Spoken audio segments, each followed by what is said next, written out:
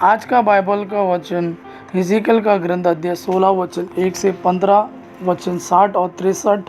और आज का सुसमाचार सन्मति के अनुसार अध्याय 19 वचन 3 से 12। हिजकिय्याह का ग्रंथ अध्याय 16 वचन 1 से 15 वचन 60 और 63। प्रभु की वाणी मुझे यह कहते हुए सुनाई दी, मनुष्य के पुत्र यरूशलेम को उसके भीभत्स कर्मों का विवरण सुनाओ। उससे कहो, प्रभु ईश्वर यरूशलेम से यह कहता है, वंश और जन्म की दृष्टि से तुम कनानी हो, तुम्हारा पिता आबारी था और तुम्हारी माता हित्ती थी। जन्म के समय तुम्हारी नाल नहीं काटी गई, शुद्धिकरण के हेतु तुमको पानी से नहीं नहलाया गया, लोगों ने तुम्हारे शरीर पर नमक नहीं लगाया और तुमको कपड़ों में नहीं लपेटा। किसी ने भी तुम्हारे लिए यह सब करने की परवाह नहीं की, किसी को भी तुम पर ममता नहीं हुई। तुम्हारे जन्म के दिन तुमको घृणित समझकर खुले मैदान में छोड़ दिया गया। उस समय मैं तुम्हारे पास होकर जा रहा था, मैंने तुमको तुम्हारे अपने रक्त में लेटा हुआ देखा और तुमसे जो अपने रक्त से सनी हुई थी तुमसे जो अपने रक्त से सनी हुई थी, कहा जीती रहो। तुम मेरी देख रेख में खेत के फूल की तरह बढ़ती गई, तुम बढ़कर बड़ी हो गई, तुम बहुत सुंदर थी, तुम्हारे स्तन उठने और तुम्हारे केस बढ़ने लगे, किंतु तुम उस समय तक नग्न और विवस्त्र थी। जब मैं दोबारा तुम्हारे पास से होकर गया तो मैंने देखा कि तुम विवाह योग्य हो गई हो। मैंने अपने वस्त्र का पल्ला तुम पर डालकर तुम्हारा नग्न शरीर ढक दिया।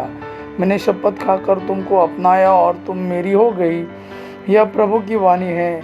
मैंने तुमको पानी से नहलाया, तुम पर लगा हुआ रक्त धो डाला और तुम पर तेल का विलेपन किया।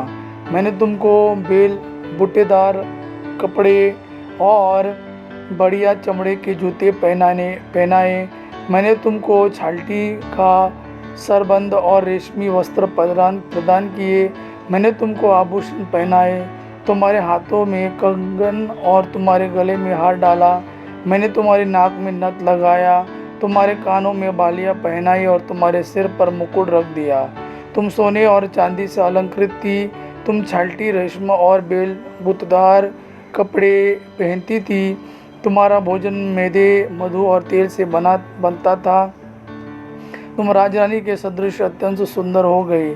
तुम्हारे सौंदर्य की ख्याति संसार भर में फैल गई, क्योंकि मैंने तुमको अपूर्व गौरव प्रदान किया था। यह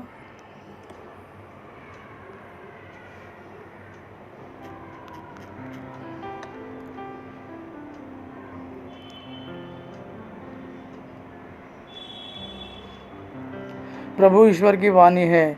किंतु तुम्हारे सौंदर्य ने तुमको बहका दिया, तुम अपनी ख्याति का दुरुपयोग करते हुए व्यभिचार करने लगी।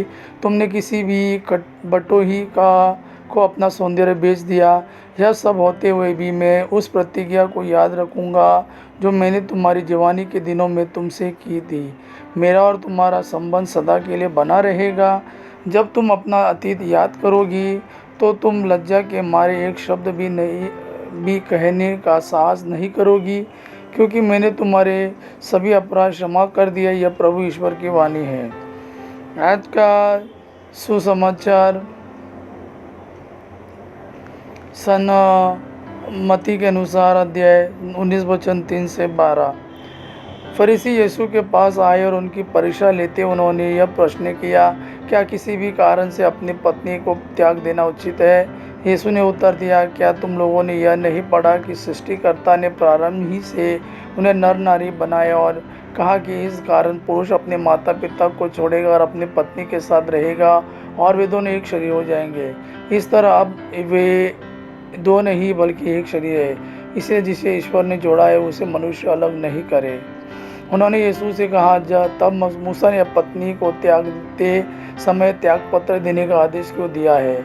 यीशु ने उत्तर दिया, मूसा ने तुम्हारे हृदय की कठोरता के कारण ही तुम्हें पत्नी को त्यागने की अनुमति दी है, किंतु प्रारंभ से ऐसा नहीं था। मैं तुम लोगों से कहता हूँ कि व्यभिचार को छोड़ किसी अन्य कारण से जो अपने पत्नी को त्याग देता और किसी दूसरी स्त्री से विवाह करता है, वो व्यभिचार करता है। शिष्यों ने यीशु से कहा, यदि पति और पत्नी का संबंध ऐसा हो है तो विवाह नहीं करना तो अच्छा है। यीशु ने उनसे कहा, सब यह बात नहीं समझते, केवल वही समझते हैं जिन्हें वो वरदान मिला है। क्योंकि कुछ लोग माता के गर्भ से नपुंसक उत्पन्न हुए हैं और कुछ लोगों ने स्वर्ग राज्य के निमित्त अपने को नपुंसक बना लिया है। जो समझ सकता है वो समझ ले। यह प्रभु का वाणी है। प्रभु को धन्यवाद। आबा पिता की महिमा और पुत्र यीशु का प्रेम आप पर सदा सर्वदा बना रहे। आमेन।